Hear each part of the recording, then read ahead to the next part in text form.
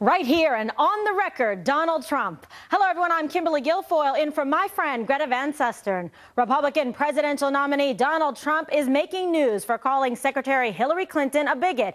Clinton first tried painting Trump as a racist as she tried to fend off attacks for a pay-for-play scheme at the Clinton Foundation.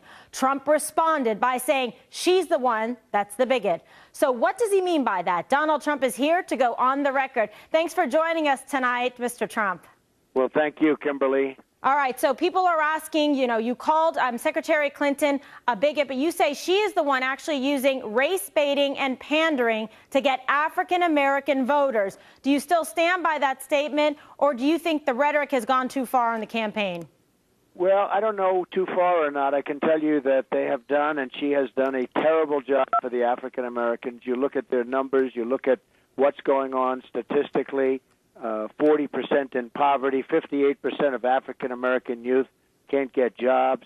It's on and on. You look at the crime rates, you look at education in the inner cities, you look at, just take a look at what's happening with respect to crimes.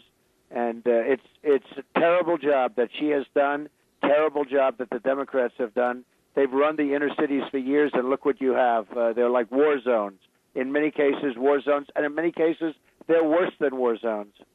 Yeah, that's a real problem, I can tell you, having been, a former prosecutor and working in areas like that, in gang areas and communities that you see really just the poverty and the violence going hand in hand, just crushing opportunity for people. Now, today you tweeted that you will. Worse. Yeah, that's the problem. Kimberly, it's getting much worse.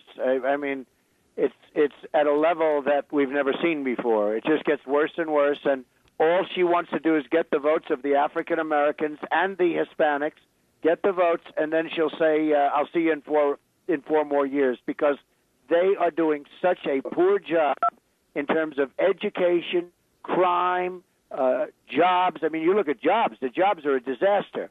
But it is a very, very sad thing. They want their votes, and they'll never hear from them again. All right, and you're making a direct play and outreach for that. And today I noticed a tweet that you said you're going to fix the failing poverty, crime, and educational statistics in these minority communities, which you said is largely a result of the local leadership. Some of the worst cities, like you said, have Democratic mayors. Let me ask you this. In terms of some bipartisanship, will you be able to work with those mayors to try to resolve and fix some of these issues? Well, I think it would be, and I think we would be, but I will say that it'll probably start changing around, because once they see the improvement in crime, it's so unfair to have a mother walking down a street with a young daughter or a young boy and somebody gets shot, whether it's the mother or the child. It's happening all the time. You look at what's happening in the communities. You look at the tremendous violence, and we can stop that immediately. We can, over a longer period of time, fix the education. We can fix the jobs by bringing our jobs back into this country. Hillary Clinton can never do that. She doesn't have the ability to do that.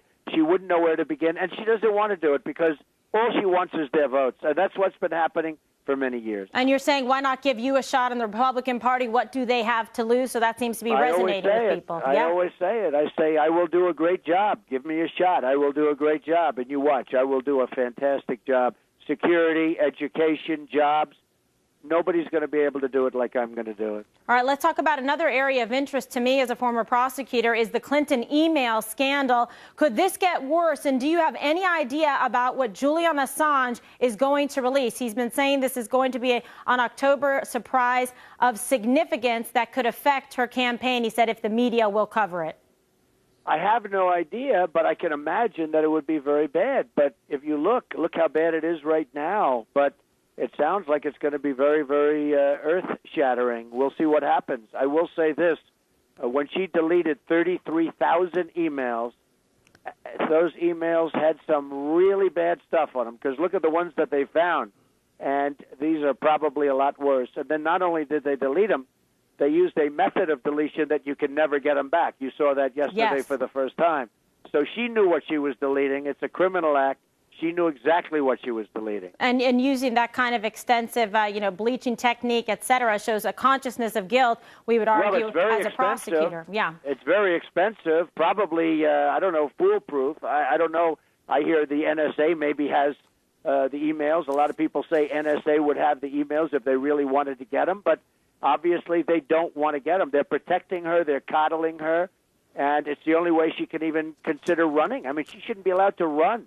But to use that method of getting permanently rid of emails that most people never even heard of, even sophisticated people never heard of it, and it's very expensive. So she knows what was on those emails, and it was very, very bad. And maybe somebody should, in fact, ask the NSA whether or not they have the emails. All right, and to tag along to that, do you think that the FBI should actually open up a new investigation? Because we saw Comey really lay the case, make the case out, and then say, oh, but the DOJ should not prosecute her or file charges. But if there are new emails, perhaps the investigation should be reopened or a new one started. Well, it's very sad because everybody knew that she was very guilty in the last runaround, the last go-around, I guess you could say. And you look at what happened, and you look at the way the ruling came down, and it was shocking to people. In fact, everybody said, oh, wow, listen to that. And then all of a sudden at the end, it was like, however, we're not going to do anything. It was a very, very sad day, I think, for law enforcement in this country. And believe me, the world is watching, and the world is laughing. They can't believe that this is happening to the United States. And you say that you would be the law and order candidate. And in fact, if you're elected the next president of the United States, would you continue this investigation into her email scandal? Well, I'll talk to you about that at a later date, but certainly that's something that would be a possibility, and we're looking at that very seriously. This is a very, very great mark on the United States, and people are very, very upset. You know, I'm a big fan of the FBI. I always have been, and that they would have done this is, to me, hard to believe. And then, of course, Justice Department, with the meeting with Bill Clinton in the back of an airplane. These things have never happened in our country. What's going on with our country and with law enforcement, these are things that have never happened. Right. It definitely is casting some doubt on the, integrity of the justice system, and certainly we don't want that. But let me get back to immigration for a moment, because many are saying that your stance on immigration has changed. You have a lot of people opining on this, but I want to ask you directly, do you believe in amnesty, and are you softening your tone? My stance is very strong. It's going to remain very strong. There will be no amnesty. There's no legalization. We're going to build a wall. It's going to be a tremendous, powerful wall. We're going to have great technology along with the wall, and we're going to stop people from coming in. Day one, we're going to get all of the gang members and the gang leaders and the drug dealers and all of these people that have illegally crossed and they've been in our country. We're going to get them out very, very, very fast. And we will, number one, I have to secure, and we have to secure the border. We're going to secure the border like it's never been secured before. We're going to stop the drugs from coming in. We're going to stop certain people, criminal elements from coming in. And then we shall see what we shall see. Well, as a prosecutor, I found it very frustrating that we were not observing and enforcing the laws that are on the books, and that people would be a revolving door coming back in. I was a prosecutor in San Francisco, and then the Kate Steinle case, tragedies like this. But at the same time, obviously you want to follow the laws on the books, but you have talked about mass deportation, and then also you have said that you have had families and people come forward to you. What about families that have been here 11 or 12 years that are established in the country? How do you feel about them now? Well, what we're going to do, and again, we're going to secure the border, and once the border is secured and we get rid of the criminal elements, which I'm going to start before the wall, before anything, we're going to start that day one, we will look into various situations. But again, people are here illegally, and we have to remember that. They're here illegally. We have many people, Kimberly, trying to come into our country, and they're going through a legal process, and they're waiting online to come into our country. We have to remember that we have a country that's based on laws, and the people are here illegally. So we will see what we will see. But we're going to start off by securing the border, by getting rid of a horrible criminal element that's causing tremendous havoc, drug dealers, gang members, etc. And I think people will be extremely happy. And I'll be announcing something within the next 2 weeks, a very comprehensive plan on immigration. All right, I'm sure many people will be looking forward to that. And let's talk a little bit about your campaign. You've had some recent changes. You brought someone on that I admire, Kellyanne Conway, as your campaign manager.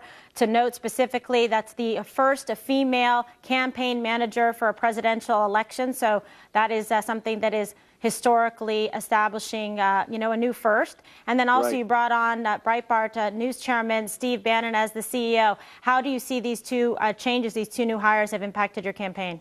Well, I think they're going to be great. I mean, it's new, and they've just started, but they've both been doing very well, and I think that they are going to be a great addition. I will say, you see the polls are getting very, very close. Some of the individual states are literally, we're winning in some of the big states, and so I think you're probably seeing that. I assume you're reporting on it at some point. Yes. You probably know exactly what I'm talking about, but we've been doing very well over the last week and a half or 2 weeks. Yeah, the polls definitely, we're seeing a tightening in the polls and also in some of the numbers with the Hispanic community as well. Some of those numbers have just come out, so that is significant. And let's talk about this. A lot of people that know you, that have known you for many, many years, talk about, your temperament, your tone, somebody that your son Eric has called you, a humble man, people that work for you like you. But you have also said that you had some regrets when it comes to some of the things that you have said during this campaign. Is there anything specifically that you feel at this point that you regret, or that you want to reach out to different communities or people? Well, I just, we're running a campaign. I think we're doing a good job. We started off with 17 people. We're now down to 1. I've never done it before. I'm a businessman. I built a great business, an unbelievable company with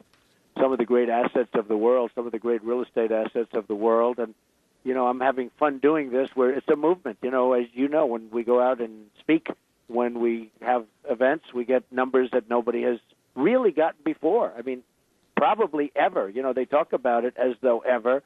Your friend Bill O'Reilly said this, that he's never seen. It's the greatest political phenomena that he's ever seen. The rallies that we have are amazing. And I will say this, on temperament, I think temperament, and a lot of people have said that know me, that maybe my greatest strength is my temperament, and I have a temperament that wins. I have a winning temperament. Hillary Clinton is really unfit to be president, and you see that with all of the things that she's done, all of the lies, all of the deception, the emails, all of the terrible, terrible things that she's done. She's really unfit to be president. I think, as far as I'm concerned, that they have a Madison Avenue term, but I think probably maybe one of my greatest assets, if not my greatest asset, Kimberly, is temperament. I know how to win, and I have a winning temperament, and that's what our country needs. We don't win anymore. We're going to start winning again. All right. Mr. Trump, thank you so much for being with us here tonight and going on the record. Thank you very much, Kimberly.